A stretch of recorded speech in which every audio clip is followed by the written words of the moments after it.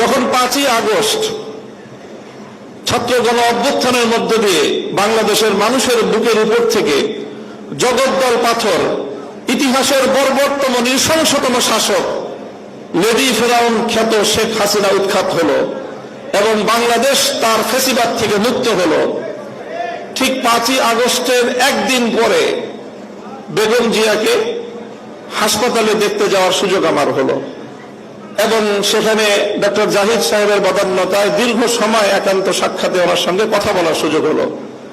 চিন্তা করেন, যে মহিলা অশীতিপর বয়সে জীবন মৃত্যুর সন্ধিক্ষণে দাঁড়িয়ে যার দ্বারা এমনভাবে নিগৃহীত হয়েছেন, অপমানিত হয়েছেন, নিজের প্রিয় বাস্তুভিটতাকে ছাড়তে হয়েছে এবং জীবন মৃত্যুর মাঝামাঝি দাঁড়িয়ে বছরের পর বছর কারাগারে তাকে নিক্ষিপ্ত থেকে মৃত্যুর প্রহর গুনতে হয়েছে, যার উপর অত্যাচার এবং নির্যাতনের কোনো সীমা ছিল না, সেই বেগম জিয়া যখন জানতে পারেন তার সামনেই তো ঘটছিল বাংলাদেশের এই পরিবর্তন, পট পরিবর্তন, শেখ হাসিনার এই পতন, স্বাভাবিকভাবেই তখন তো তার সঙ্গে কথা বললে প্রতিক্রিয়ার মধ্যে শেখ হাসিনার কিছু পর্যালোচনা, শেখ হাসিনার শাসনামলের কিছু জুলুম নির্যাতনের কিছু বিবরণ, তার ক্ষোভ, তার দুঃখ, মর্মবেদনার কিছু গল্প উঠে আসার কথা।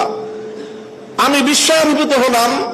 তার সঙ্গে প্রায় আধা ঘন্টার মতো আমার কথা হলো। তিনি আধা ঘন্টার মধ্যে একবারও শেখ হাসিনার নাম উচ্চারণ করেননি। তিনি পূর্ণ সময়টা দুটি কথা বলেছেন। একটা হলো আমার মরহুম বাবা সাইফুল হাদিস সাহেবের সঙ্গে তার রাজনীতির কিছু স্মৃতিচারণ তিনি করলেন এবং আমাকে সেজন্য অভিনন্দন জানালেন। আর দ্বিতীয় আরেকটি কথাই তিনি বারবার বললেন, তিনি বললেন যে আপনাদের কথা মানুষ শুনে, আপনারা মানুষকে গিয়ে বলেন, দেশের জনগণকে গিয়ে বলেন, কেউ যেন দেশের সম্পদ নষ্ট না করে। এই সম্পদটা আমাদের, গণভবন, প্রধানমন্ত্রীর কার্যালয় সহ এই রাষ্ট্র আমাদের। মানুষকে শুধু একটা কথা বলেন, যেন কেউ এই রাষ্ট্রের কোনো সম্পদ নষ্ট না করে। আমি অভিভূত হলাম যে এই পরিস্থিতিতে একজন মানুষ, তার কিন্তু নিজের অতীত জীবনের দুঃখ কষ্ট নিয়ে কোনো ইতিহাস তার মনে নেই, তার শুধু মনে দেশপ্রেম, মানুষের ভালোবাসা, দেশের সম্পদের ভালোবাসা, দেশটা যেন এগিয়ে যেতে পারে।